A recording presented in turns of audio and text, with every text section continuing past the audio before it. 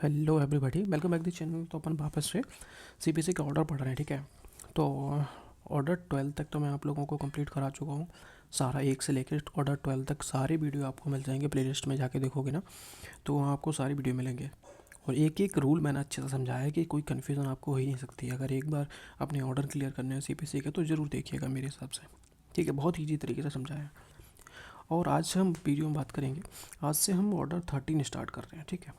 तो अगर आपको पढ़ना हो और आप इंटरेस्टेड हो ऑर्डर 13 पढ़ने में तो आने वाली वीडियो आपको मिलेंगी, ठीक है। तो आप लोगों को पिछली वीडियो कैसे लगे और वीडियो पढ़ने में मज़ा आता है नहीं मज़ा आता है, क्या कमी लगती है, क्या इम्प्रूव मैं कर सकता हूँ, क्या और चीज़ जोड़ी जा सकती हैं, तो वो आप मेरे को कमेंट करके ज़रूर बताइएगा कि क्या क्या मैं और जोड़ सकता हूँ इसमें, ठीक है। बाकी सब ठीक है, चलते हैं अपना ऑर्डर शुरू करते हैं, ठीक है। तो हमारा ऑर्डर 13 है। ऑर्डर 13 हमारा क्लियरली बात करता है कि production, impounding and return of document, ठीक है। अब समझते हैं रूल 1 हमारे किस बारे में बात करता है कि original document to be produce at or before the settlement of issue, यानी कि मूल दस्तावेज जो हैं आपके केस से वो कब आपको पेश करने होते हैं। ये हमारा क्वेश्चन है यहाँ पे है रूल 1 में। अब इसका आंसर क्या होगा वो आगे हम पढ़ते हैं। तो सब रूल 1 हमारा कह रहा है कि अगर किसी पक्षकार ने या फिर उसके प्लीडर ने, दो लोगों के नाम है यहाँ पर, पार्टी या फिर उसका प्लीडर ने, प्लेंट या फिर रिटर्न स्टेटमेंट, यानी कि प्लेंट में या फिर रिटर्न स्टेटमेंट में, यानी कि सामने वाली पार्टी भी तो हो सकती है। तो यहाँ पर दोनों पार्टियों को कवर किया, ऐसा नहीं है कि एक पार्टी है, ठीक है। तो प्लेंटिव डिफेंडेंट दोनों है, प्लेंट में या फिर डिफेंडेंट रिटर्न स्टेटमेंट में के साथ किसी डॉक्यूमेंट यानी कि दस्तावेजी साक्ष्य की कॉपी लगाई है, चाहे वो वादी हो चाहे प्रतिवादी हो, उन्होंने अपने प्लेंट में या फिर रिटर्न स्टेटमेंट में एक डॉक्यूमेंट्री एविडेंस की कॉपी लगाई है, सिर्फ कॉपी लगाई, ध्यान देगा, ठीक है। तो उस ओरिजिनल डॉक्यूमेंट जो है वो, यहाँ पे तो सिर्फ कॉपी लगाई ना आपने। अब क्या ओरिजिनल की बात कर रहा है, ओरिजिनल मतलब इशू तय होने से पहले, यानी कि इशू तय, सेटलमेंट या फ्रेमिंग होने से पहले या फिर उसी समय कोर्ट में ले जाना ज़रूरी होगा। यानी कि जब भी आप अपने प्लेंट में या फिर रिटर्न स्टेटमेंट में किसी डॉक्यूमेंट का जिक्र करते हो, कि डॉक्यूमेंट पे लगाते हो, कॉपी लगाते हो उसकी, तो अब आपको उस डॉक्यूमेंट के ओरिजिनल को भी कोर्ट को दिखाना पड़ेगा। और लेकिन कब दिखाएंगे, तो यहाँ पे क्लियरली कह रहा है कि इशू फ्रेम होने से पहले आपको दिखाना होगा या फिर उसी समय जब कार्रवाई चल रही होगी, ठीक है। मतलब सीधा है, कॉपी पहले दे दी, अब ओरिजिनल बाद में नहीं, समय पर लाना जरूरी होगा, ठीक है। अब सब रूल 2 समझो क्या कह रहा है कि कोर्ट उस ओरिजिनल को स्वीकार करेगी।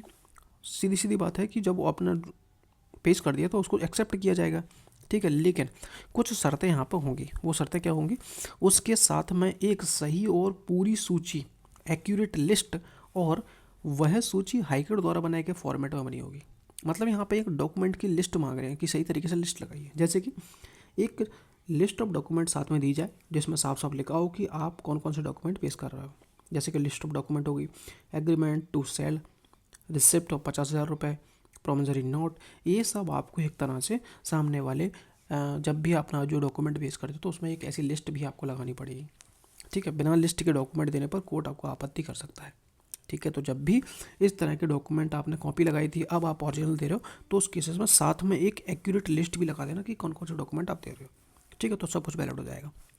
सब रूल तो सर रूल 3 समझिए कि दो महत्वपूर्ण अपवाद यहाँ पे हैं, दो एक्सेप्शन है। वो एक्सेप्शन क्या कहते हैं, ये रूल इन दस्तावेजों पर लागू नहीं होगा। यानी कि जो रूल हम पढ़ रहे हैं पूरा एक ऑर्डर 13 का, वो इन डॉक्यूमेंट पे लागू होगा ही नहीं। कौन से डॉक्यूमेंट है कि दूसरे पक्षकार के गवाह क्रॉस एग्जामिनेशन के लिए लाए गए हैं, यानी कि जो दस्तावेज आप लाए हो वो आप क्या लाए हो, वो सामने वाली पार्टी के जो गवाह हैं उनको क्रॉस एग्जामिन करने के लिए लाए हो। अब अगर आप इशू फ्रेम होने से पहले दे दोगे तो गड़बड़ हो जाएगी। तो इसीलिए इनको रोका गया है कि आप इनको देने से मना कर सकते हो, या फिर सीधा सीधा एक्सेप्शन है, छूट दी गई, आप लाओगे नहीं, कोई दिक्कत नहीं है। और जो दस्तावेज किसी गवाह यानी कि कोई गवाह है कि याद ताज़ा करने के लिए, यानी कि रिफ्रेश मेमोरी करने के लिए कोई डॉक्यूमेंट लाए हो, तो उसको भी इशू फ्रेम होने से पहले लाने की कोई ज़रूरत नहीं है, दिखाने की ज़रूरत कोई नहीं है। यहाँ पर रूल में सीधा सीधा एक्सेप्शन दिया गया है इन डॉक्यूमेंट को, इतना याद रखना है, ठीक है। इन मामलों में डॉक्यूमेंट इशू से पहले लाना जरूरी नहीं है, सीधी सीधी बात है। अब एग्जांपल से कर लो तो और भी क्लियर हो जाएगा। वादी ने प्लेंट के साथ एक एग्रीमेंट की कॉपी लगाई थी, यहाँ पर सिर्फ कॉपी लगाई है, ठीक है। इशू तय होने से पहले एग्रीमेंट का ओरिजिनल कोर्ट में देना होता है, सीधा सीधा मैंने अभी जस्ट बताया। लेकिन वादी जो है वो क्रॉस एग्जामिनेशन में किसी गवाह को दिखाने के लिए पुरानी रसीद लाता है, ठीक है। कोई रसीद लाता है, पुरानी रसीद, सॉरी लेकिन वादी क्रॉस एग्जामिनेशन में या फिर किसी गवाह को दिखाने के लिए रिफ्रेश मेमोरी करने के लिए पुरानी रसीद लाता है तो वह पहले से फाइल करना ज़रूरी नहीं होगा। तो यहाँ पर रिफ्रेश मेमोरी और क्रॉस एग्जामिनेशन के डॉक्यूमेंट लाते हो तो उनको पहले दाखिल करने की कोई भी ज़रूरत नहीं है। अब ऑब्जेक्ट रूल का क्या है कि ट्रायल में पहले साफ हो जाए कि कौन सा डॉक्यूमेंट ओरिजिनल मौजूद है कौन सा नहीं है, ठीक है। बाद में डॉक्यूमेंट लेकर सरप्राइज और डिले ना हो सामने वाली पार्टी को। सरप्राइज मतलब कैसे कि एकदम से लाए, सामने वाला तैयार नहीं था, तो इस तरह के, ठीक है। और एविडेंस की प्रक्रिया स्मूथ और फेयर रहे। और नोट में मैंने लिख दिया है कि रूल 13 और रूल 1 का कॉपी दी हो तो ओरिजिनल इशू से पहले लाना होगा, और क्रॉस एग्जामिनेशन रिफ्रेश मेमोरी वाले डॉक्यूमेंट को यहाँ पे छोड़ दी गई है। तो आपको रिफ्रेश और वो लाइन मैंने आजकल हटा दी है जो आप रिवीजन की लाइन, ठीक है। तो कोई बात नहीं है, जब भी आप रिवीजन करोगे तो मैं रिवीजन के लिए एक कंप्लीट वीडियो बना देता हूँ हर ऑर्डर की, कि एक वीडियो में आपका पूरा ऑर्डर मिल जाता है। तो वहाँ मैं ये सब काट देता हूँ छोटी छोटी चीज़ें, तो वहाँ पे आपका रिवीजन जल्दी हो जाएगा। 1.5x पे इसको करके आप रिवीजन कर लिया करो, हो जाएगा, ठीक है। तो ये हमारा ऑर्डर 13 का रूल 1 हमारे यहाँ पे क्लियर होता है। रूल 3 हमारा क्या है कि रिजेक्शन ऑफ इरेलीवेंट और इनएडमिसिबल डॉक्यूमेंट, यानी कि किन चीज़ों का रिजेक्शन हो रहा है जो कि इरेलीवेंट और इनएडमिसिबल डॉक्यूमेंट होंगे उनका रिजेक्शन के बारे में ये रूल बात कर रहा है। विसंगत और अस्वीकार दस्तावेजों को खारिज करना। समझिए कि कोर्ट को अधिकार है कि वह मुकदमे के किसी भी चरण पर एट एनी स्टेज पर किसी भी डॉक्यूमेंट को खारिज कर सकता है, ठीक है। कौन से? जो इरेलीवेंट यानी कि मुकदमे से जुड़ा हुआ नहीं है उनको खारिज कर देगा, या फिर जो कानून के अनुसार सबूत के रूप में स्वीकार नहीं किया जा सकता है यानी कि इनएडमिसिबल है, तो उनको क्या है, रिजेक्ट कर सकता है कोर्ट। आगे समझो। लेकिन कोर्ट ऐसा मनमाने ढंग से नहीं करेगा कि जब आए मुँह उठा के आपने रिजेक्ट कर दिया।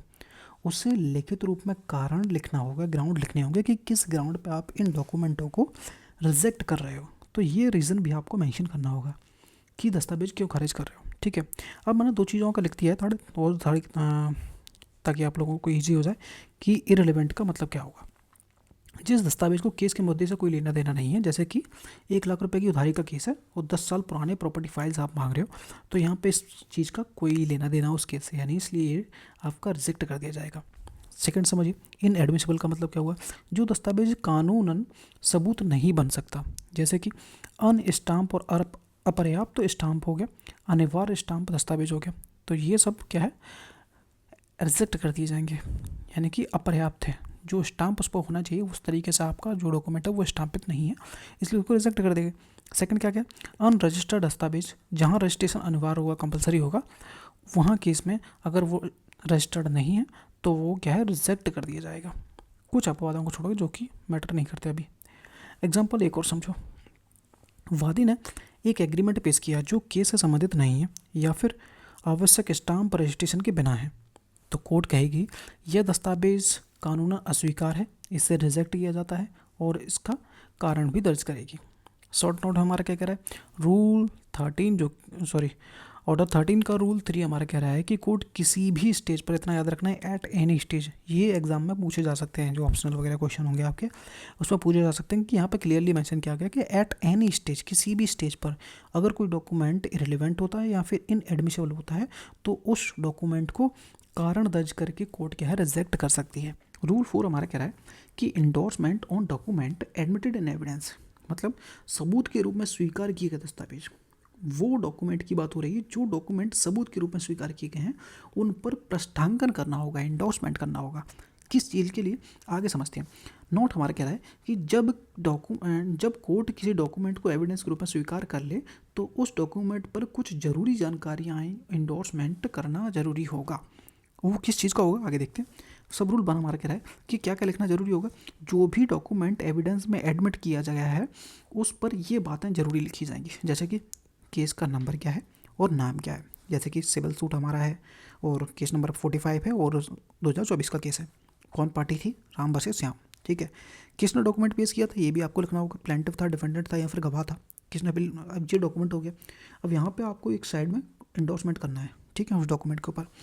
तो किस तारीख को डॉक्यूमेंट पेश किया गया था, यह बयान की डॉक्यूमेंट एविडेंस में एडमिट किया गया है, ये भी आपको लिखना होगा कि ये जो डॉक्यूमेंट है वो एविडेंस में किया गया है।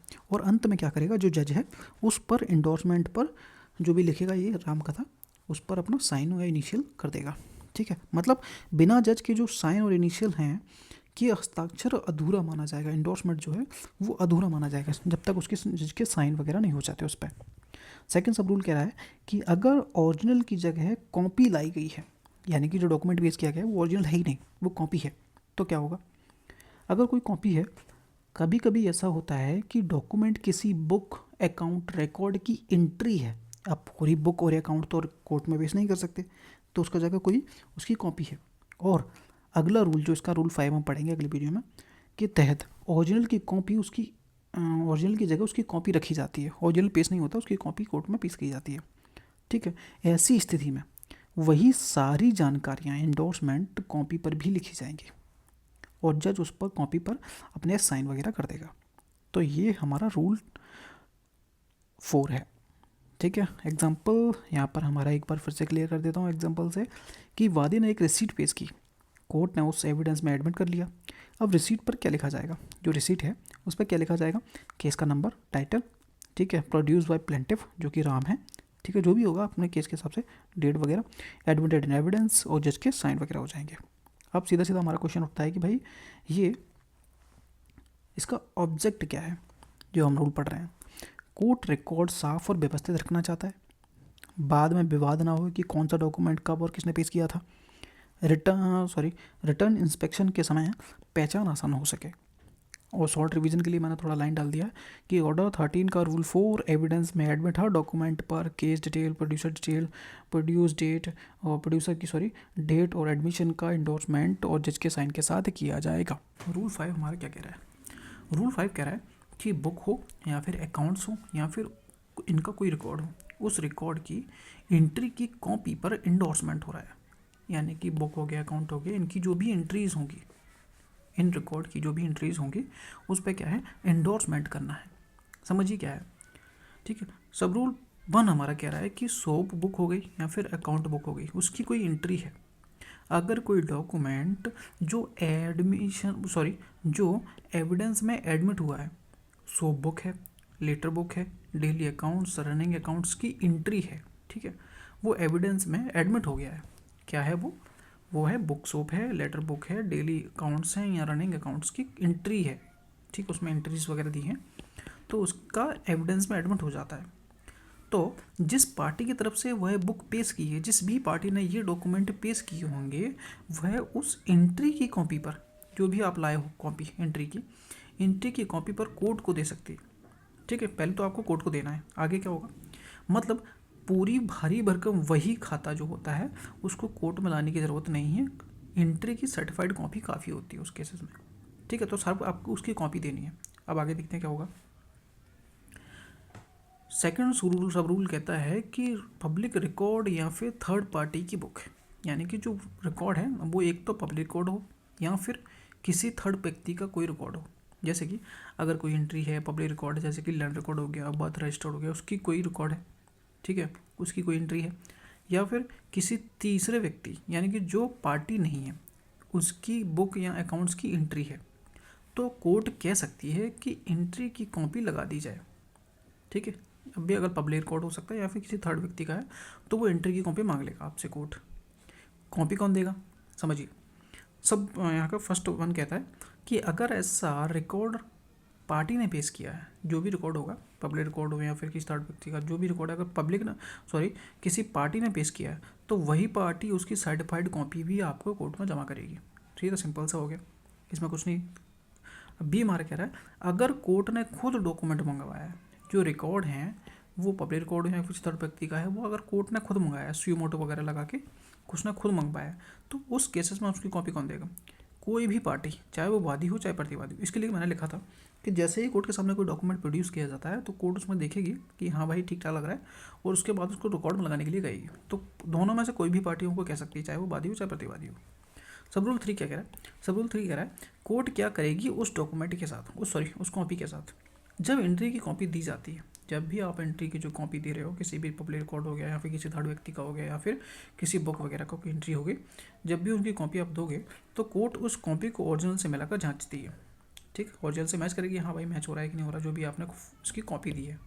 ठीक है, एक तो हो गया कॉपी और एक हो गया ओरिजिनल, तो उससे मैच करेगा ठीक है या नहीं है।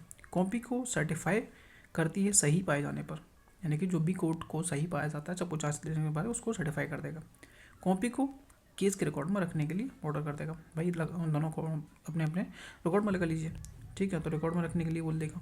ओरिजिनल बुक और रिकॉर्ड वापस कर देगी जिसने उसे पेश किया था, यानी कि जो ओरिजिनल है वो वापस कर दिया जाएगा जिस भी पार्टी ने उस डॉक्यूमेंट को पेश किया था। आगे देखते हैं। सर्टिफिकेशन वही प्रोसेस है जो ऑर्डर 7 के रूल 17 में बताया गया था। यानी कि जो सर्टिफिकेशन हो रहा है डॉक्यूमेंट का वो किस तरीके से हो रहा है वो हमने रूल 17 में देखा था ऑर्डर 7 के में। यानी कि एंट्री की कॉपी ओरिजिनल से मिलाकर कोर्ट सर्टिफाई करता है और ओरिजिनल वापस कर देता है। स्टार्टिंग मैंने पढ़ा होगा, याद होगा आपको, ठीक है। तो मैंने यहाँ भी लिख दिया था ताकि भूलो नहीं। तो उस केसेस में सर्टिफिकेशन उसी तरीके से होगा जैसे आपने वहाँ पढ़ा था। अब एग्जाम्पल समझो और क्लियर हो जाएगा। राम एक दुकानदार है, उसने अपनी खाता वही में लिखा है कि श्याम पर 10,000 रुपये बाकी है। राम पूरी वही कोर्ट में भेज देता है, कोर्ट में लाता है, देता है। कोर्ट कहती है एंट्री की सर्टिफाइड कॉपी दे दो। कोर्ट वेरीफाई करती है, कॉपी वेरीफाई होती है, ओरिजिनल वही राम को वापस मिल जाती है, ठीक है। जो भी राम लाया था वो वापस मिलेगी। तो ये था सीधा सीधा मतलब इस रूल का ऑब्जेक्ट। देखते हैं कि इसका ऑब्जेक्ट क्या निकलता है कि कोर्ट रिकॉर्ड हल्का रखना, ठीक है। इतनी बड़ी डॉक्यूमेंट वगैरह लेने की जरूरत नहीं, जितनी ज़रूरत थी उतना सर्टिफाइड करके रख लेंगे हम अपने काम की चीज़। ओरिजिनल बुक को नुकसान से बचाना, क्यों आपके कोर्ट में पड़ी रहेगी, सोच सकता है डैमेज हो जाए, तो इसलिए उसको ओरिजिनल चीज़ को डैमेज से बचाना। थर्ड कह रहा है एविडेंस सुरक्षित और रिलायबल रखना, ठीक है। तो ये हमारा था रूल 5। इसमें कोई आपको कन्फ्यूज़न हो तो मेरे को कमेंट में पूछ सकते हो, ठीक है। अगर पसंद आती है तो भाई लाइक और सब्सक्राइब कर दिया करो, ठीक है। कंजूसी नहीं करनी बिल्कुल भी। ऑर्डर 13 का रूल 6 हमारे बात करता है कि अस्वीकार दस्तावेजों पर अंकन, यानी कि उन डॉक्यूमेंट की बात हो रही है जो डॉक्यूमेंट क्या है अस्वीकार कर दिए जाते हैं। यानी कि जो भी डॉक्यूमेंट होंगे वो इनएडमिसिबल हो जाते हैं तो उस पर इंडोर्समेंट करना कंपलसरी है। तो वो किस प्रकार से होगा उसके बारे में चलिए देखते हैं। अगर कोई पार्टी, दोनों पार्टी में से कोई भी हो सकता है, प्लेंटिफ हो सकता है, डिफेंडेंट हो सकता है, ठीक है। कोई डॉक्यूमेंट कोर्ट में सबूत के रूप में पेश करती है, ठीक है, और कोर्ट उसे इनएडमिसिबल कर देती है, यानी कि अस्वीकार कर देती है, कानूनन स्वीकार योग्य नहीं है, ठीक है, अस्वीकार कर देती है कोर्ट, और यह मानकर कोर्ट उसे रिजेक्ट कर देती है। तो कोर्ट उस डॉक्यूमेंट पर कुछ ज़रूरी बातें लिखेगी। अब वो ज़रूरी बातें कौन सी होंगी वो भी देखिए। कोर्ट उस डॉक्यूमेंट पर ये बातें इंडोर्स करेगी, जैसे कि रूल 4 की ABCD में बताया गया था। क्या बताया गया था? सूट का नंबर लिखा जाएगा कि किस सिविल सूट क्या नंबर है आपका, केस नंबर क्या है, किस सन का है, और नाम लिखा जाएगा सूट का, किसके अगेंस्ट वगैरह, किसका क्या है, राम वर्सेस श्याम है, ठीक है। सेकंड में लिखा जाएगा जिसने दस्तावेज पेश किया था उसका पार्टी का नाम लिखा जाएगा। प्लेंटिफ ने अगर डॉक्यूमेंट दिया है तो वो प्लेंटिफ का नाम आएगा, डिफेंडेंट दिया तो डिफेंडेंट का नाम आ जाएगा। थर्ड में दस्तावेज पेश करने की तारीख क्या थी, किस तारीख को वो डॉक्यूमेंट पेश किया गया था, उस तारीख लिखनी होगी। और यह साफ साफ लिखा जाएगा कि यह दस्तावेज रिजेक्ट कर दिया गया है।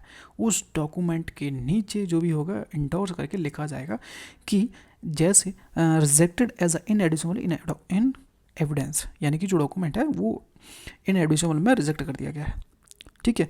और उस पर इंडोर्समेंट पर जो जज होगा अपने हस्ताक्षर इंग्लिश करेगा, ठीक है। तो ये था हमारा रूल 6। आगे और देखिए, भला ऐसा किया क्यों जाता है, ये क्वेश्चन हमारे माइंड में आएगा। इसके 3 बड़े कारण हैं, ठीक है। रिकॉर्ड बना रहे कि यह दस्तावेज पेश हुआ था लेकिन कोर्ट ने उसे अस्वीकार कर दिया गया है, ठीक है। तो ये रिकॉर्ड काफ़ी बना रहे, ताकि इसलिए भी इस जरूरी बात को लिखा जाना जरूरी है कि कौन सा डॉक्यूमेंट आया था, कब रिजेक्ट हुआ, कभी, तो ये चीज़ें रिकॉर्ड बनाए रखे। इसलिए फ्यूचर में विवाद ना हो कि यह डॉक्यूमेंट कोर्ट ने देखा ही नहीं, यहाँ रिजेक्ट क्यों किया गया, ये क्वेश्चन उठ सकता है फ्यूचर में। तो ऐसे क्वेश्चन ना हो, विवाद ना हो, अपील में क्लियरिटी रहे, ताकि अपीलाट कोर्ट जान सके कि कौन सा डॉक्यूमेंट रिजेक्ट हुआ था और क्यों रिजेक्ट हुआ था। तो ऐसे कन्फ्यूज़न फ्यूचर में ना आए, तो इसलिए जो डॉक्यूमेंट है उस पर क्लियरली मेंशन कर दिया जाए कि जो डॉक्यूमेंट है वो इनएडमिसिबल है, ठीक है। अब एग्जांपल भी देख लेते हैं कि प्लेंटिफ ने एक अनस्टाम्प्ड एग्रीमेंट कोर्ट में पेश किया। कोर्ट बोलती है यह डॉक्यूमेंट प्रॉपरली स्टाम्प नहीं है, इसलिए हम इसे एडमिसिबल है, यह इनएडमिसिबल है, यानी कि स्वीकार नहीं होगा, एडमिट नहीं किया जा सकता। अब कोर्ट उस एग्रीमेंट पर लिखेगी, क्या लिखेगी, सूट का नंबर, जैसे कि लिए बता था, सूट का नंबर लिखा, किस नंबर वगैरह क्या है, किस ईयर का है, और किस पार्टी ने प्रोड्यूस किया था, प्लेंटिफ ने, डिफेंडेंट है, किस तारीख को किया था, ये भी लिखा जाएगा। और इंडोर्समेंट पर ये भी लिखा जाएगा, मैंने बताया था rejected as a inadmissible in evidence, ये भी आप लिखोगे, और नीचे अपने जज वगैरह साइन वगैरह कर देगा। तो ये था हमारा रूल 6 ऑर्डर 13 का। तो यहाँ पर कोई कन्फ्यूज़न हो तो आप मेरे को कमेंट करके पूछ सकते हो। कन्फ्यूज़न वैसे नहीं होनी चाहिए, बहुत ईजी था। कि रूल 7 हमारा क्या कह रहा है, स्वीकृत दस्तावेजों का रिकॉर्ड में शामिल होना और अस्वीकृत दस्तावेजों की वापसी करना। समझिए, वन लाइनर हमारा क्या कह रहा है, जो दस्तावेज एविडेंस में इनएडमिसिबल मानकर रिजेक्ट किए गए हैं, जो डॉक्यूमेंट एविडेंस में आए थे लेकिन इनएडमिसिबल हो गए और इस कारण से कोर्ट ने उसको रिजेक्ट कर दिया, उन पर कोर्ट इंडोर्समेंट करके पार्टी को वापस लौटा देगी। जो रिजेक्ट हो जाएंगे उस पर इंडोर्समेंट करती है, ठीक है, जो डॉक्यूमेंट आपका आया था उस पर इंडोर्समेंट करेगी और उन्हें वापस पार्टी को लौटा दिया जाएगा। जबकि जो दस्तावेज एडमिट होते हैं या जिसकी वेरीफाइड कॉपी रखी जाती है वह केस का हिस्सा बन जाते हैं। समझिए, आपका एग्जांपल आगे चलते हैं। सब रूल 1 हमारा कहता है कि एडमिटेड डॉक्यूमेंट का क्या होगा, जो एविडेंस में एडमिट हो जाएंगे उन डॉक्यूमेंटों का क्या होगा, जो भी डॉक्यूमेंट कोर्ट ने एविडेंस में एडमिट कर लिया है या फिर जिसकी जगह वेरीफाइड कॉपी रखी गई है, जो रूल 5 में हमने पढ़ा था, वह डॉक्यूमेंट का जो है डॉक्यूमेंट कोर्ट रिकॉर्ड यानी कि फाइल का हिस्सा बन जाएगा। एग्जाम्पल से जैसे कि मैंने एक नोट डाला है वो देखिए, एडमिट हुआ ओरिजिनल डॉक्यूमेंट फाइल में परमानेंट रहेगा, ओरिजिनल की जगह रखी गई सर्टिफाइड या वेरीफाइड कॉपी फाइल में परमानेंट रहेगी, यानी जो डॉक्यूमेंट एविडेंस बन गया वह रिकॉर्ड का हिस्सा बन जाएगा। इसमें कोई कन्फ्यूज़न नहीं होनी चाहिए, सीधी सीधी बात यह है कि जो भी डॉक्यूमेंट एडमिट हो गया वो फाइल का हिस्सा बन जाएगा, सीधी बात। सब रूल 2 कहता है कि रिजेक्टेड इनएडमिसिबल डॉक्यूमेंट का क्या होगा, जो डॉक्यूमेंट रिजेक्टेड हुए हैं इनएडमिसिबल की वजह से, उन डॉक्यूमेंटों का क्या होगा, जो डॉक्यूमेंट एविडेंस में एडमिट नहीं किए गए हैं वे रिकॉर्ड का हिस्सा नहीं बनेंगे और उन्हें जिस पार्टी ने पेश किया था उसे वापस लौटा दिया जाएगा। समझिए, नोट, रिजेक्टेड डॉक्यूमेंट फाइल में परमानेंट रूप से नहीं रहेगा, पार्टी को वापस मिलेगा, वह बस कोर्ट उस जो डॉक्यूमेंट होगा उस पर इंडोर्समेंट कर देती है, जो रूल 6 में हमने पढ़ा था, ताकि रिकॉर्ड बने रहे और यह डॉक्यूमेंट पेश हुआ था और रिजेक्ट हुआ था, ये बाद में अगर वो जो आपका रिजेक्ट हुआ था वो अगर फ्यूचर में फिर से पेश किया जाता है तो उस पर पता चल जाए कि भाई ये पहले पेश हुआ था लेकिन रिजेक्ट हो गया था, तो इस चक्कर में उसको इंडोर्समेंट जरूर कर दिया जाता है। एग्जाम्पल से समझो कि मान लीजिए प्लेंटिफ ने 3 डॉक्यूमेंट दिए, एक सेल डीड दिया, रिसिप्ट दी और एक अनस्टैम्प्ड एग्रीमेंट दिया। दोनों सेल डीड और जो रिसिप्ट है वो तो एडमिट हो गया, लेकिन जो अनस्टैम्प्ड एग्रीमेंट था वो रिजेक्ट हो गया। तो क्या होगा, सेल डीड और जो रिसिप्ट थी वो केस में जो केस की फाइल होगी उसका हिस्सा बन जाएगी, लेकिन जो अनस्टैम्प्ड एग्रीमेंट है वो प्लेंटिफ को वापस मिल जाएगा। लेकिन कोर्ट ऑर्डर शीट में लिखा होगा कि document number 3 rejected as inadmissible, ताकि फ्यूचर में पता चले कि कौन सा डॉक्यूमेंट आया था कौन सा नहीं आया था, इसके कोई कन्फ्यूज़न ना हो। तो ठीक है, एक बार फिर से रिवाइज कर देते हैं। ऑर्डर 13 का रूल 7 हमारा क्लियरली कहता है कि स्वीकृत दस्तावेजों का रिकॉर्ड में होना और अस्वीकार दस्तावेजों की वापसी कर दिया जाना। समझिए, सब रूल 1 कहता है कि एडमिटेड डॉक्यूमेंट का क्या होगा, जो डॉक्यूमेंट कोर्ट ने एविडेंस में एडमिट कर लिए हैं या फिर जिसकी जगह वेरीफाइड कॉपी रखी गई है, जैसे कि रूल 5 में बताया गया था, तो वह डॉक्यूमेंट कोर्ट के रिकॉर्ड का हिस्सा बन जाएगा। ठीक है, ये था सब रूल 1। और सब रूल 2 कहता है कि रिजेक्टेड इनएडमिसिबल डॉक्यूमेंट क्या होगा, उन डॉक्यूमेंटों का क्या होगा जो डॉक्यूमेंट एडमिट हुए ही नहीं है, इनएडमिसिबल हो गए हैं, रिजेक्टेड हो गए हैं, तो उनका क्या होगा, जो डॉक्यूमेंट एविडेंस में एडमिट नहीं किए गए हैं वे रिकॉर्ड का हिस्सा नहीं बनेंगे और जिस पार्टी ने उस डॉक्यूमेंट को पेश किया था उस पार्टी को वापस कर दिया जाएगा उस पर इंडोर्समेंट करके। तो ये रूल 7 हमारा रूल 7 ऑर्डर 13 का हमारा कहता है। वीडियो पसंद आए लाइक करना, सब्सक्राइब करना। मिलते हैं नेक्स्ट वीडियो में, thank you so much. Rule 8 समझते हैं ऑर्डर 13 का। रूल 8 हमारा कहता है कि न्यायालय द्वारा दस्तावेजों का जब्त किया जाना, यानी कि कोर्ट में order any document to be impounded. ठीक है, वन लाइनर हमारा क्या कहता है कि यदि न्यायालय को पर्याप्त कारण, वन लाइनर कहता है कि यदि न्यायालय को पर्याप्त कारण दिखे तो वह किसी भी प्रस्तुत दस्तावेज या फिर पुस्तक को, चाहे वही खाता वगैरह, को इम्पाउंड कर सकता है, जब्त कर सकता है और उसे निर्धारित समय व शर्तों के साथ न्यायालय की कस्टडी में रख सकता है, चाहे अन्य नियम कुछ भी कहते हों। ठीक है, समझिए ऑर्डर क्या, रूल हमारा क्या कह रहा है, कोर्ट के पास पावर है, सीधी बात है, कोर्ट के पास पावर है, अगर उसे पर्याप्त कारण लगता है, सफिशिएंट कॉज दिखता है, तो वह किसी भी एनी डॉक्यूमेंट को या फिर वही खाते को जो उसके सामने पेश किए गए हों उसको इम्पाउंड कर सकता है, जब्त कर सकता है, कोर्ट के किसी अधिकारी की कस्टडी में रख सकता है उतने समय के लिए और ऐसी शर्तों के साथ जो न्यायालय को ठीक लगता है। यहाँ पे समय के बारे में कोई भी बात नहीं लिखी है कि कितने समय के लिए, न्यायालय के पास जैसा उसको ठीक लगता है वैसा कर सकता है, ऐसी शर्तों के साथ, ठीक है। तो यहाँ पर खुली छूट दी गई है। यह रूल यह भी साफ क्लियरली कहता है कि भले ही इन रूल्स में लौटाने की बात कही गई हो, कौन से रूल्स में लौटाने की बात कही गई थी? ऑर्डर 13 के 5 में, ऑर्डर 13 के 7 में, ऑर्डर 7 के रूल 7 में, ठीक है, कही गई हो, लेकिन कोर्ट चाहे तो जब्त कर सकता है। भले ही लौटाने की बात कही थी, लेकिन कोर्ट चाहता है तो वो जब्त कर सकता है। यहाँ पे पावर सीधी सीधी मिली हुई है, जैसा उसे ठीक लगता है, ठीक है। ऑर्डर 13 के रूल 5 में क्लियर कहा गया था कि कॉपी रखकर ओरिजिनल लौटा दिया जाएगा, ठीक है। अगर कोई डॉक्यूमेंट बुक अकाउंट्स रिकॉर्ड की एंट्री है तो कोर्ट उसकी कॉपी रख सकती है, ओरिजिनल को वापस कर सकती है, ठीक है, जैसा हमने क्लियरली हम तो पढ़ते हुए आ रहे हैं। लेकिन वापस करने के बजाय कोर्ट उसको जब्त करके रख सकती है। यहाँ पर कोर्ट के पास सीधी सीधी पावर दी गई है। और 7 क्या कहता था? रूल 7, रिजेक्टेड डॉक्यूमेंट का वापस करना। जो डॉक्यूमेंट एविडेंस में एडमिट नहीं हुए हैं उसको एक्चुअली में क्या वापस कर दिया जाता था, लेकिन अगर कोर्ट चाहे तो वो वापस करने की वजह मना कर सकती है, जब्त कर लिया जाएगा, ऐसा भी कोर्ट कर सकती है, जब्त कर सकती है, ठीक है।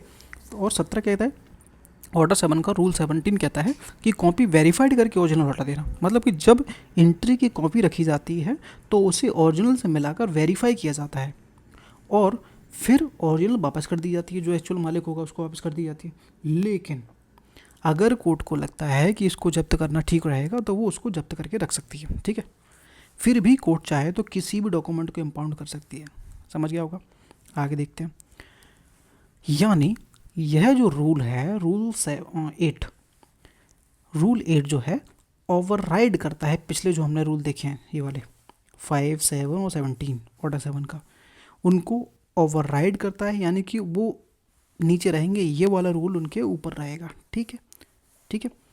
अब समझिए इम्पाउंड का मतलब क्या है। इम्पाउंड मतलब जब्ती होती है, सीधी सीधी बात है। कोर्ट द्वारा किसी भी डॉक्यूमेंट को जब्त कर लेना, वापस ना देना, बल्कि अपने पास सुरक्षित रखना, एक इम्पाउंड वही होगी, जब्ती सीधी सीधी, ठीक है। इम्पाउंड कब कर सकता है? फोर मैंने कुछ एग्जांपल देखे ताकि आपको माइंड में एक पिक्चर बन जाए कि कैसे इम्पाउंड क्यों किया जा रहा है। डॉक्यूमेंट फॉर्ज निकला या फिर फेक है तो कोर्ट उसको जब्त कर सकती है। Document in sufficient stamp duty के साथ है तो कोर्ट जब्त कर सकती है। किसी इलीगल ट्रांजैक्शन से जुड़ा हुआ है तो कोर्ट जब्त कर सकती है। किसी सीरियस लीगल इशू से जुड़ा हुआ है तो उस डॉक्यूमेंट को जब्त किया जा सकता है। या फिर ऐसा डॉक्यूमेंट है जो फ्यूचर इंक्वायरी के लिए ज़रूरत पड़ सकती है या फिर प्रोसिक्यूशन के लिए ज़रूरत पड़ सकती है तो उसको कोर्ट जब्त करके रख सकती है अपने पास, ठीक है। एग्जाम्पल से देखो और क्लियर होगा। राम ने कोर्ट में एक एग्रीमेंट पेश किया, कोर्ट को यहाँ पर शक हुआ कि ये फोर्ज है या फिर बिना स्टाम्प ड्यूटी का है, तो कोर्ट कहेगी यह डॉक्यूमेंट अभी वापस नहीं जाएगा, इसे इम्पाउंड किया जाता है और कोर्ट की कस्टडी में रखा जाएगा। तो ये हमारा रूल 8 हमारा सिर्फ इतना ही कहता है। रूल 9 कहता है कि स्वीकृत दस्तावेजों की वापसी, जो डॉक्यूमेंट एडमिट हो चुके हैं उन डॉक्यूमेंट को वापस करने की बात कर रहा है, चाहे वो एविडेंस वगैरह में हो। तो चलिए देखते हैं क्या है।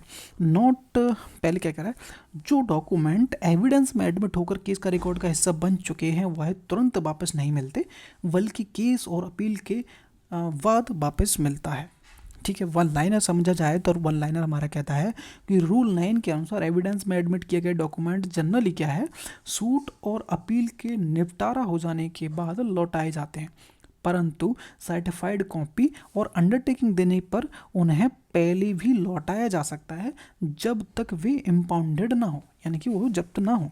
समझिए क्या हो रहा है कि सब रूल बन कह रहा है कि डॉक्यूमेंट कब वापस मिलेगा, ठीक है। अब वापस कौन ले सकता है? कोई भी व्यक्ति वापस ले सकता है, चाहे वो पार्टी हो चाहे वो पार्टी ना हो। जिसने वो डॉक्यूमेंट पेश किया था वो वापस ले सकता है, जनरल सी बात है। शर्त यहाँ पे ये होगी कि वह डॉक्यूमेंट जो है वो रूल 8 के अनुसार जब्त ना किया गया हो, ठीक है। नोट हमारा कहता है कि यदि कोई डॉक्यूमेंट ऑर्डर 13 के रूल 8 के अंतर्गत इम्पाउंडेड है और ऑर्डर 13 रूल 9 के तहत उसकी वापसी नहीं की जा सकती जब तक कि कोर्ट उसका इम्पाउंडिंग यानी कि जो जब्ती है हटाने का आदेश नहीं देती थी, ठीक है। तो ये था हमारा, यहाँ तो कोई डाउट नहीं होगा। अब दो जो समस्या हैं वो समझिए। दो परिस्थितियाँ हो सकती हैं। फर्स्ट परिस्थिति कौन सी है कि जहाँ अपील अलाउ है, अपील नहीं की सकती, जहाँ अपील नहीं की जा सकती, जब केस फाइनल डिस्पोज हो जाए तब डॉक्यूमेंट वापस मिल जाएगा। यानी कि जब अपील आपकी हो ही नहीं सकती उस केसेस में, तो जैसे ही वो आपका केस है वो ख़त्म हो जाएगा तब आपकी जो डॉक्यूमेंट वापस कर दिया जाएगा। बी कहता है कि अपील अलाउ है और जिस केसेस में अपील कर सकते हो डॉक्यूमेंट तब वापस मिलेगा जब अपील करने की जो लिमिट है, मान लीजिए लिमिट आपको 30 दिन के अंदर अंदर अपील करने की दी गई थी और 30 दिन के अंदर अंदर आप अपील नहीं करते हो तो 30 दिन के बाद आपका जो डॉक्यूमेंट है वापस आपको कर दिया जाएगा, ठीक है। अगर अपील की गई है, अगर आपने 30 दिन के अंदर अंदर ही अपील कर दी थी, ठीक, और आपका फाइनल डिस्पोज हो चुका है, डिसाइड हो चुका है अपील, तो उस डिसाइड हो जाने के बाद आपका डॉक्यूमेंट वापस कर दिया जाएगा, क्योंकि अब जरूरत नहीं पड़ने वाली उस डॉक्यूमेंट की, तो इसलिए उसको जब्त करके थोड़ा अपने होल्ड करके रखता है कोर्ट। ठीक है, आगे देखते हैं। फर्स्ट प्रोवाइजो कहता है कि क्या डॉक्यूमेंट पहले भी वापस मिल सकता है? जी बिल्कुल मिल सकता है। अगर डॉक्यूमेंट देने वाला पार्टी कोर्ट को ओरिजिनल की जगह कॉपी दे दे, अगर पार्टी है तो सर्टिफाइड कॉपी, और अगर पार्टी नहीं है, ठीक है, नॉन पार्टी है, तो ऑर्डिनरी कॉपी हो सकती है, नॉर्मल कॉपी दे दे जो डॉक्यूमेंट है उसकी, जिसे कोर्ट क्या करता है, ऑर्डर 7 के रूल 17 के अनुसार उसको वेरीफाई करता है ओरिजिनल से मिला के, और साथ में एक अंडरटेकिंग देंगी जिसमें क्या लिखोगे, अगर कोर्ट ने ओरिजिनल दोबारा मांगा तो मैं उसे पेश करूंगा। तो कोर्ट अपील से पहले भी डॉक्यूमेंट वापस लौटा सकती है।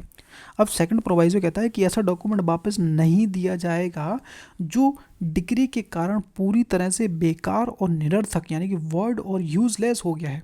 जैसे कि एग्जांपल, एक कैंसल्ड चेक है, अब कैंसिल चेक हो जाने के बाद वो यूजलेस है, इसलिए उसका वापस करना का कोई मतलब नहीं निकलता, इसलिए वापस नहीं मिलेगा। और एक वर्ड सेल डीड हो गई तो वही वापस नहीं लिया जाए। अब सब रूल 2 कहता है कि रिसीट की बात करता है, जब डॉक्यूमेंट वापस दिया जाएगा जिसे डॉक्यूमेंट मिला, यानी कि जब डॉक्यूमेंट वापस कर दिया जाएगा जिस भी पार्टी को, तो जब वो डॉक्यूमेंट मिला वह पार्टी कोर्ट को एक रिसीट देगा, यानी कि एक रिसीट देगा जिसमें वो लिखेगा, ताकि वो रिकॉर्ड रहे कि भाई मैं इस डॉक्यूमेंट को ले चुका हूँ। कोर्ट भी अगर कोर्ट से तुम दोबारा मांगने पहुँच जाता तो कोर्ट कहेगी भाई हम तुम आपको दे चुके हैं, ये हमारे पास रिसीट है उसकी। ठीक है, अब एग्जाम्पल से समझो कि राम ने ओरिजिनल सेल डीड कोर्ट में दी, ठीक है, केस यहाँ पे अपीलेबल, अपील कर सकते हो। जनरली क्या होगा, अपील पीरियड खत्म होने के बाद या फिर अपील डिसाइड हो जाने के बाद वो आपकी सेल डीड आपको वापस मिल जाएगी, लेकिन समय से पहले भी आपको सेल डीड को ले सकते हो। कैसे?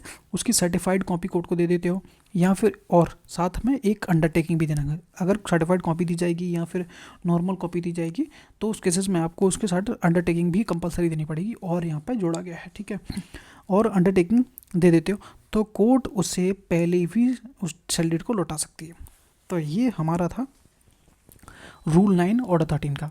रूल 10 हमारा कहता है कि न्यायालय अपने या फिर अन्य न्यायालयों से रिकॉर्ड मंगवा सकती है। ठीक है, सबसे पहले हम वन लाइनर समझेंगे कि वन लाइनर क्या कहता है। रूल 10 के तहत न्यायालय स्वयं या फिर पक्षकार के आवेदन पर अपने या फिर अन्य न्यायालय से आवश्यक रिकॉर्ड मंगवा सकती है, लेकिन ऐसे रिकॉर्ड में मौजूद कोई भी इनएडमिसिबल डॉक्यूमेंट एविडेंस के रूप में उपयोग नहीं किया जा सकता है। मतलब भाई समझिए, सब रूल 1 हमारा क्या कह रहा है कि कोर्ट कब रिकॉर्ड मंगवा सकती है। ठीक है, कोर्ट यह काम 2 तरीके से कर सकती है, या तो सुमोटो या फिर पक्षकार के आवेदन पर।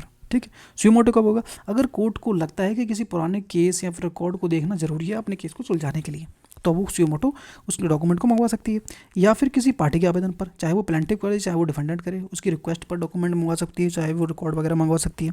कोर्ट अपने ही पुराने रिकॉर्ड से या फिर किसी दूसरे कोर्ट के केस या फिर कार्रवाई से रिकॉर्ड मंगवा सकती है और उन्हें इंस्पेक्ट कर सकती है, देख सकती है, जो भी आपको जरूरत का सामान उसमें चाहिए। ठीक है, सब रूल 2 कहता है कि पार्टी के आवेदन में क्या देना होगा।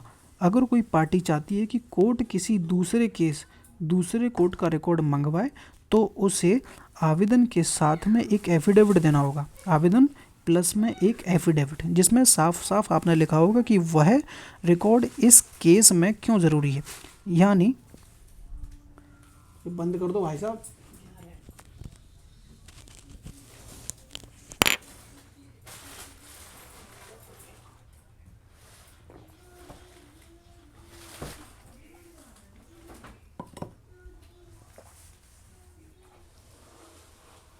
करते हैं,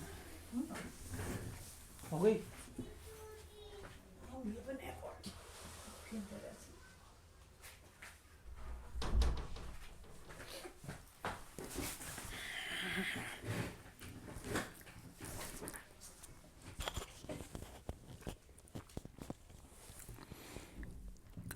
आवेदन के साथ एफिडेविट देना होगा, यानी कि एफिडेविट दोगे प्लस में एक शपथ पत्र दोगे, जिसमें साफ साफ आपको लिखना होगा कि वह रिकॉर्ड इस केस में क्यों ज़रूरी है।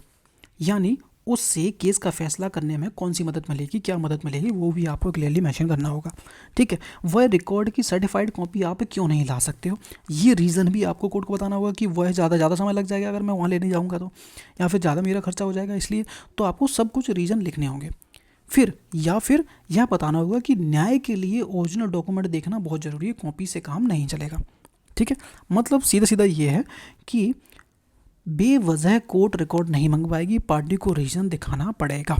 सब रूल 3 हमारा कहता है कि बहुत ज़्यादा लिमिटेशन की बात कर रहा है, बहुत महत्वपूर्ण है कि कोर्ट सिर्फ डॉक्यूमेंट मंगवा लेने से वो है ऑटोमेटिक एविडेंस नहीं बन जाता। यानी कि जो भी डॉक्यूमेंट आप मंगवा रहे हो उस डॉक्यूमेंट को ऑटोमेटिक वो एविडेंस नहीं बनेगा। अगर कोई डॉक्यूमेंट एविडेंस एक्ट के अनुसार इनएडमिसिबल है यानी कि अस्वीकार्य है तो उसे एविडेंस के रूप में यूज़ नहीं कर सकते हो। एग्जाम्पल से समझो कि राम ने श्याम के बीच में प्रॉपर्टी का डिस्प्यूट है। राम कहता है कि इस प्रॉपर्टी पर पहले से भी एक केस हुआ था, उसकी फाइल से पूरी सच्चाई सामने आ जाएगी। राम एफिडेविट देकर कहता है कि वह फाइल मटेरियलिक है, बहुत ज़्यादा ज़रूरी है, उसकी सर्टिफाइड कॉपी लाना बहुत ज़्यादा मुश्किल है। कोर्ट उस पुराने केस की फाइल मंगवा सकती है लेकिन उसमें मौजूद कोई भी इनएडमिसिबल डॉक्यूमेंट एविडेंस नहीं बनेगा। तो ये था हमारा रूल 10। कोई कन्फ्यूज़न हो तो आप मेरे को कमेंट करके पूछ सकते हो। रूल 11 कहता है, रूल 13 का डॉक्यूमेंट के नियम मटेरियल ऑब्जेक्ट पर भी लागू होंगे। यानी कि जो भी आज तक हम पढ़ते आ रहे हैं अभी तो जो ऑर्डर 13 का जो हम डॉक्यूमेंट के बारे में पढ़ते हुए आ रहे हैं वो क्या है, मटेरियल ऑब्जेक्ट जो फिजिकल ऑब्जेक्ट है, सामान वगैरह हो गया, मोबाइल फ़ोन हो गया, नकली हथियार वगैरह हो, जो भी फिजिकल चीज़ें हैं अभी तक डॉक्यूमेंट के बारे में पढ़ा था और आप हम जो पढ़ रहे हैं वो मटेरियल ऑब्जेक्ट, उन पर भी ये सभी डॉक्यूमेंट वो रूल लागू होंगे। समझिए क्या कह रहा है, वन लाइन क्या कह रहा है। रूल 11 के अनुसार डॉक्यूमेंट दस्तावेजों से संबंधित सभी नियम जहाँ तक संभव हो सबूत के रूप में पेश किए गए सभी अन्य भौतिक मटेरियल ऑब्जेक्ट पर भी लागू होंगे। समझ में आ गया। जो नियम डॉक्यूमेंट के बारे में जैसे कि उसको पेश करना, स्वीकार करना, अस्वीकार करना, जब्त करना, लौटाना आदि, वही नियम मटेरियल ऑब्जेक्ट पर भी जितना संभव हो सके लागू होंगे। यानी कि अगर आपने कोई डॉक्यूमेंट की जगह कोई मटेरियल ऑब्जेक्ट कोर्ट में पेश किया था तो आप जैसे वापस मांग रहे थे, कोर्ट में इसको एडमिट हो रहा था, कब रिजेक्ट हो रहा था, कब आप उसको वापस मांग सकते हो, जितना हमने पढ़ा था वही नियम यहाँ पे डॉक्यूमेंट की जगह मटेरियल ऑब्जेक्ट भी वहाँ पे लागू है। वही नियम यहाँ पे मटेरियल ऑब्जेक्ट भी लागू होंगे। ठीक है, मटेरियल ऑब्जेक्ट मतलब कि हथियार हो गया, नकली सामान हो गया, सील लगी बोतल हो गया, जले हुए कपड़े, जैसे कुछ एग्जाम्पल मैंने डाले हैं ताकि आपको क्लियर हो जाए।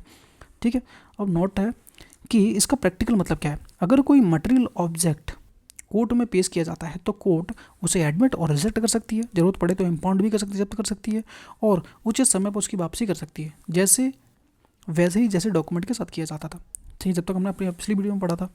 एग्जाम्पल यहाँ पर से देखो कि अगर किसी सिविल जेल में नकली गहना कोर्ट में सबूत के रूप में पेश किया गया तो कोर्ट उसे एविडेंस में एडमिट कर सकती है या फिर उसको रिजेक्ट कर सकती है, या ज़रूरत पड़े तो उसको इम्पाउंड भी जब्त कर सकती है। और यह सब डॉक्यूमेंट वाले नियमों के अनुसार ही होगा। जो हमने डॉक्यूमेंट जितने भी हमने पढ़े हैं वो सब डॉक्यूमेंट वाले हैं। तो यहाँ पर क्लियरली कह दिया कि डॉक्यूमेंट की जगह हम जो नियम है वो मटेरियल ऑब्जेक्ट उनके लिए भी लागू होंगे।